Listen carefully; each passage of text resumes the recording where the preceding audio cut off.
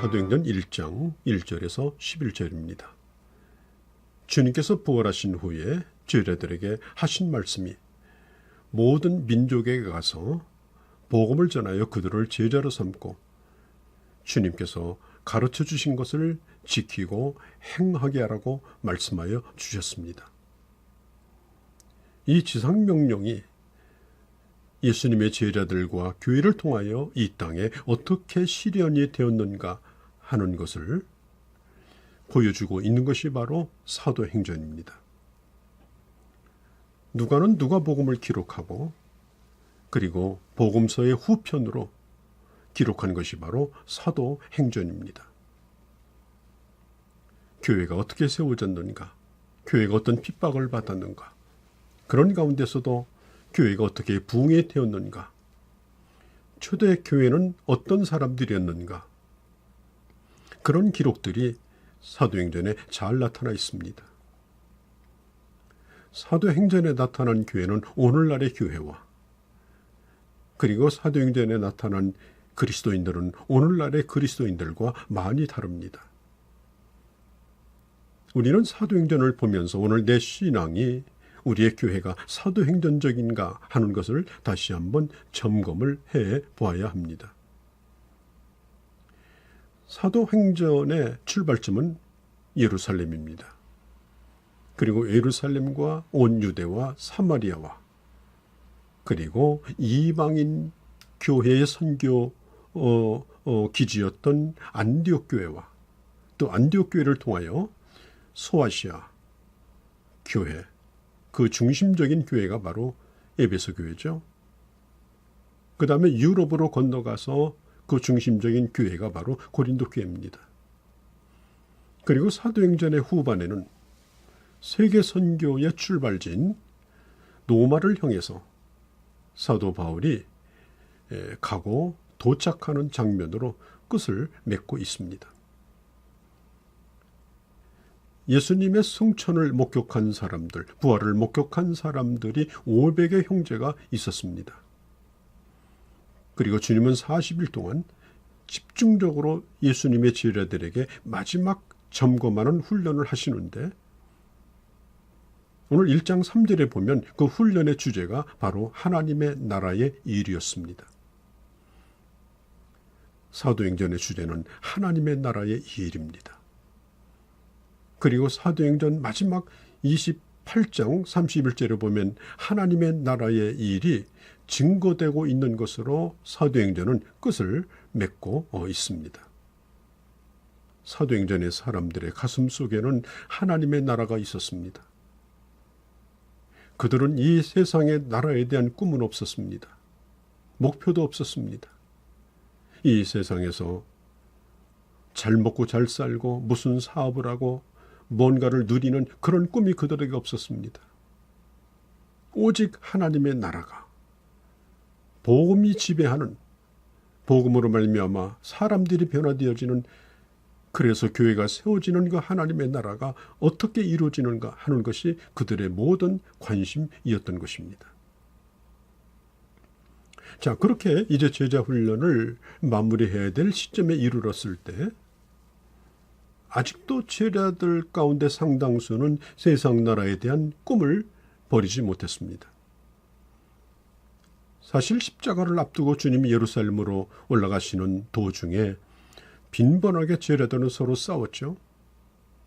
예루살렘에 가면 주님이 정권을 잡을 것이고 누가 높은 자리에 앉을 것인가 하는 긴장된 그런 다툼이 계속해서 일어났습니다. 그러다가 주님이 십자가에 달려 죽으시자 제자들은 그 꿈을 접어버리고 그들은 각기 다 흩어져 버리고 말았습니다. 그러다가 부활하신 주님께서 다시 그 제자들을 모십니다. 그러자 제자들의 그 속에 감춰져 있던 세상 나라에 대한 그 욕망이 꿈틀꿈틀 다시 일어나기 시작합니다. 그리고 그런 세상의 나라를 회복할 때가 바로 이때인가 하는 생각을 다시 갖게 되어지죠. 사람들은 이상세계를 꿈꿉니다. 가장 살기 좋은 세상, 모든 꿈이 다 이루어진 그런 이상국가. 그래서 자본주의도 생기고 그래서 사회주의도 생긴 것입니다. 자, 이 땅에 정말 하나님의 나라가 존재하는 걸까요? 자본주의로 살아서 잘 먹고 잘 살고 자유경쟁 또 시장경제를 통해서 각 사람의 권리가 보장되는 그런 이데올로기가 우리가 꿈꾸는 이상세계일까요? 아니면 모든 사람들이 똑같이 노력해서 똑같이 나눠 먹는 그런 사회주의가 이상세계일까요? 결국 오늘 그런 이데올로기는 극단적인 충돌을 향해서 지금 치닫고 있지 않습니까? 예수님이 꿈꿨던 이 하나님의 나라는 무엇입니까? 자, 마지막까지 예수님과 제자들은 코드가 맞지 않았습니다. 이제 제자훈련을 마무리해야 되는데 자기 생각과 욕망의 테두리에서 벗어나지 못하고 이 세상 나라에 대한 자기 의견을 다시 에둘러서 표현을 하고 있습니다.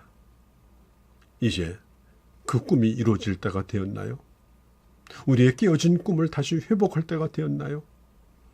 죽었다가 살아나셨으니 이제 무서울 것이 뭐가 있나요? 마음만 먹으면 정치적인 독립쯤이야 시간 문제 아닐까요? 여러분, 사람들은 필요 없이 알겠다는 것이 참 많습니다. 우리 주님께서 이런 말씀을 합니다. 그런 것은 너희 알 바가 아니다. 몰라도 되는 것은 모르는 게 좋습니다. 내가 죽을 날을 알면 행복할까요? 내가 앞으로 실패할지 성공할지 그걸 알고 살면 행복할까요? 또 예수 그리스도께서 이 땅에 언제 오시는가 하는 걸 알고 예수 믿으면 행복할까요? 오늘 그리스도가 여기 있다, 저기 있다. 그래서 이런저런 소리가 들립니다. 여기저기 끼웃거리고 살지 말아야 합니다. 우리가 꼭 알아야 될 것이라면 주님이 알려주실 것입니다. 몰라도 되는 것이니까 주님이 숨겨놓은 것입니다. 그것은 하나님의 권한이지 나의 권한이 아닙니다. 주님이 숨겨두신 것에 대하여 겸손할 필요가 있습니다. 여러분, 우리 주님은 조금이라도 일찍 오시든지 늦게 오지 않습니다. 정한 시간에 정한 때에 그 때가 차면 주님이 오시게 될 겁니다.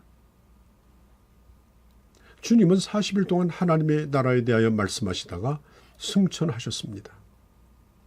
이제 제자들과 함께할 시간이 그렇게 많지 않습니다.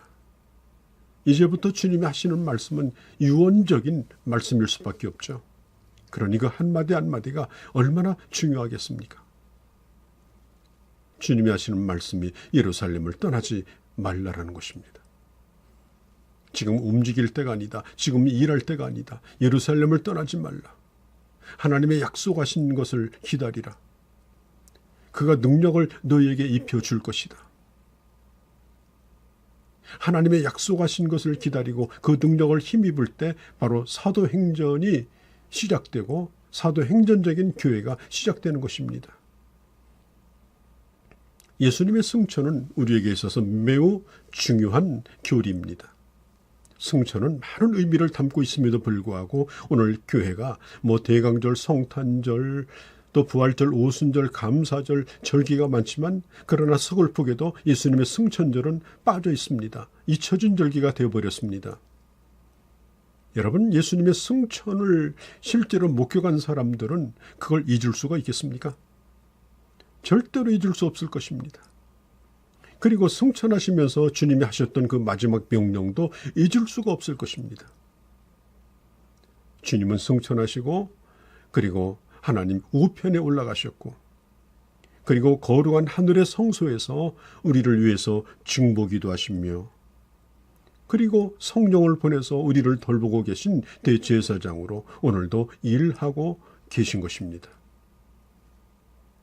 우리가 눈으로 보는 이런 하늘을 스카이라고 말하죠. 별이 있고 달이 있는 공간이죠. 주님의 승천하신 것은 그런 공간이 아니라 헤븐, 전혀 다른 차원의 세계로 우리 주님은 하나님의 영광이 함께하는 구름 가운데서 주님은 하늘로 승천하시고 그리고 우리 눈앞에서 사라지신 것입니다. 그리고 주님은 이렇게 말씀합니다. 너희가 본대로 내가 반드시 다시 오실 것이고 내가 너희를 데리러 올 것이다.